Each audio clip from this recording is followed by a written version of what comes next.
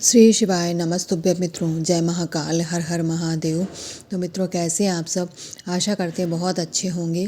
मित्रों, 10 जनवरी को माघ महीने का शनिवार का दिन है। इस दिन हम सभी लोग दूध और पानी, साथ ही में 11 चावल के दाने वाला विशेष उपाय करेंगे, जिसे करके हम आपके परिवार में यदि कोई पितृदोष जाने अनजाने लग गया है, जिससे बहुत परेशानी हो रही है, उसके निवारण का हम सभी लोग उपाय करने वाले हैं। तो आप लोग बिना देर किए चलिए जल्दी से हम वीडियो स्टार्ट करते हैं, और आप लोग मेरे साथ वीडियो में लास्ट तक बने रहिएगा और तीनों उपायों को अच्छे से समझने का प्रयास करेंगे।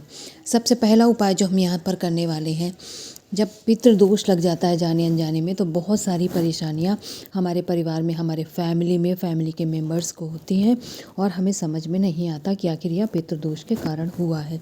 तो इसके लिए आप लोगों को लेना है 11 अक्षत चावल के दाने। अक्षत चावल के दाने ही लेंगे, कोई दूसरा और चावल का दाना आप लोगों को प्रयोग नहीं करना है। ठीक है मित्रों, तो 11 चावल के दाने लेने के बाद में अब आप लोगों को लेना है दूध। देखिए स्क्रीन पे तो आपको 1 गिलास दूध दिख रहा है। हमें 1 गिलास दूध की आवश्यकता नहीं है, आपको थोड़ा सा दूध लेना है।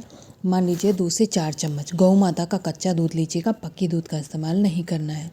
इसके बाद में आज के दिन हम तांबे का कोई पात्र यूज़ नहीं करेंगे, ना कटोरी ना ग्लास, इसलिए मैंने स्टील का दिखाया, लेकिन आप चाहे तो स्टील के लोटे का भी प्रयोग कर सकते हैं। ठीक है मित्रों, आपने जो दूध लिया है, आधा ग्लास आपको दूध से और आधा ग्लास जल से भरना है, अपने घर के जल से। ध्यान रखिएगा, मैंने केवल आपको स्क्रीन पे दिखाया है, ऐसा नहीं कह रही हूँ कि आप लोग ग्लास ही लें। आप लोटे का भी यूज़ कर सकते हैं, कटोरी भी ले सकते हैं, कुछ भी ले सकते हैं, बस वो तांबे का नहीं होना चाहिए, स्टील का आप यूज़ करेंगे। तो जो भी पात्र ले रहे हैं उसमें आपको आधा जल लेना है और आधा ही दूध की मात्रा रखी जाएगी उस पात्र को भरने में। ना तो आप पूरे दूध का यूज़ करेंगे, ना ही पूरे पात्र को आपको जल से भरना है। इसके बाद क्या करेंगे, जो 11 चावल के दाने हैं उसे और इस पात्र को लेकर के महादेव जी की शिवलिंग के पास जाएंगे।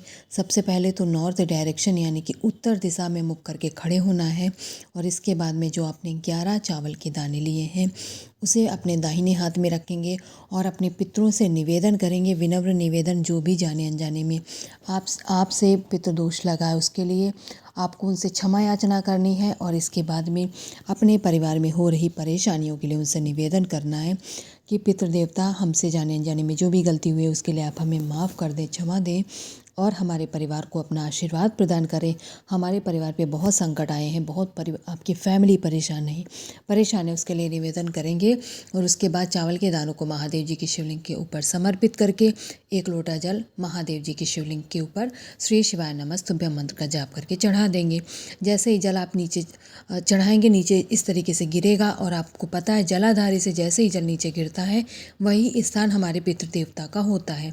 तो आपको वहीं पर से थोड़ा सा जल अपने पात्र में रोक लेना है, और महादेव जी का आशीर्वाद लेकर के जब अपने घर पे आप जाएंगे, घर पे पहुंचने के बाद में जो रोका हुआ जल है उसे आपको आपके घर के पूरे कमरों में, कोई भी कमरा मत छोड़िएगा, घर के पूरे प्रत्येक कोने में, प्रत्येक कमरे में आपको उस जल का छिड़काव कर देना है।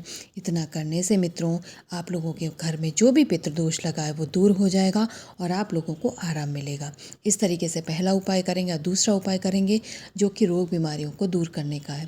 कहने के लिए छोटा सा शब्द है रोग बीमारी, लेकिन आप सभी लोगों को पता है इस चीज़ से सभी कोई ग्रसित है। अलग अलग तरीके की बीमारियाँ जो समाप्त होने का नाम ही नहीं लेती। इसके लिए आज आप सभी लोग 1 चुटकी लाल चंदन का प्रयोग करेंगे।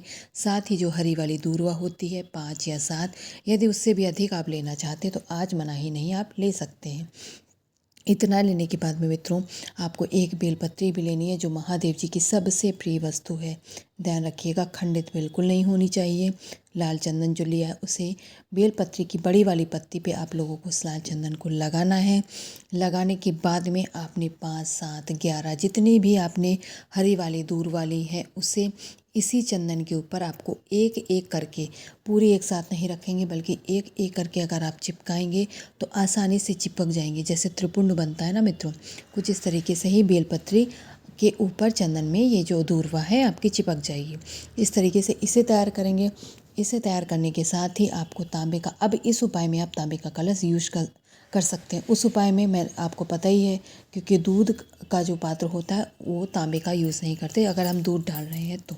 अब तांबे का पात्र, उसमें जल और गंगा जल, क्योंकि अष्टमी तिथि है ना, इतना लेने के बाद में फिर से पहुंच जाएंगे अपने इष्ट अपने आराध्य महादेव जी के शिवलिंग पर, और जो इस तरीके से आपने बेलपत्री तैयार की है उसे महादेव जी की शिवलिंग के ऊपर आपको समर्पित करना है। और पता ही है कि जब रोग बीमारी का कोई उपाय करते हैं मित्रों, तो हम महादेव जी के कुंदुक रूप यानी कुंदकेश्वर महादेव जी का ध्यान करते हैं।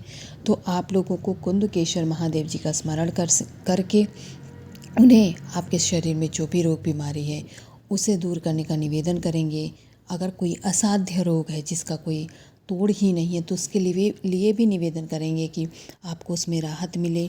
और मित्रों, उनसे यह अनुरोध ज़रूर करिएगा, और जिस व्यक्ति के लिए अनुरोध कर रहे हैं उसका नाम और गोत्र का नाम याद से बोलना है, तभी आपका उपाय सार्थक होगा। अन्यथा उपाय में लगेगा आपको दोष और फिर आपका उपाय पूर्ण नहीं होने वाला है। इसके बाद में मित्रों, 1 लोटा जल कुंदकेश्वर महादेव जी का ध्यान करके आपको निवेदन करना है महादेव जी से उस रोग के लिए नाम और गोत्र बोल करके। और जब जल चढ़ाएंगे तब आपको श्री शिवाय नमस्तुभ्यं मंत्र का जाप करके मित्रों जल चढ़ाना है। इस तरीके से जब आप जल चढ़ाएंगे तो आपको निश्चित तौर पे लाभ मिलेगा, और जिस व्यक्ति को रोग बीमारी से ग्रसित है उसे भी आराम मिलेगा। 2 उपाय आप लोगों ने समझ लिए। अब हम बात करेंगे आज की करने वाले अपने तीसरे उपाय की।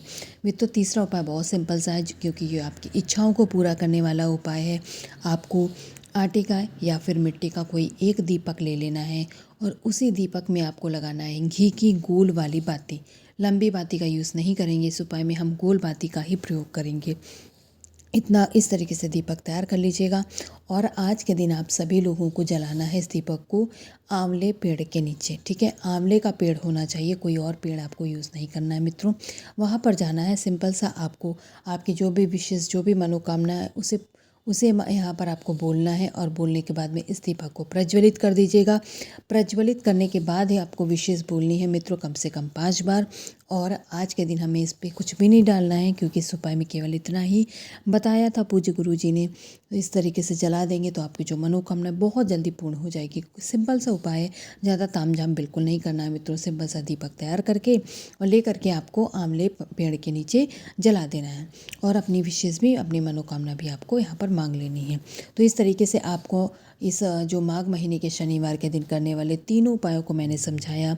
अगर आप लोगों को वीडियो अच्छी लगी हो, पसंद आ रही हो, उपाय अच्छे लगे हों, तो वीडियो को लाइक, चैनल को सब्सक्राइब और कमेंट सेक्शन में क्या करेंगे मित्रों, हर हर महादेव जी ज़रूर लिखेंगे। ठीक है।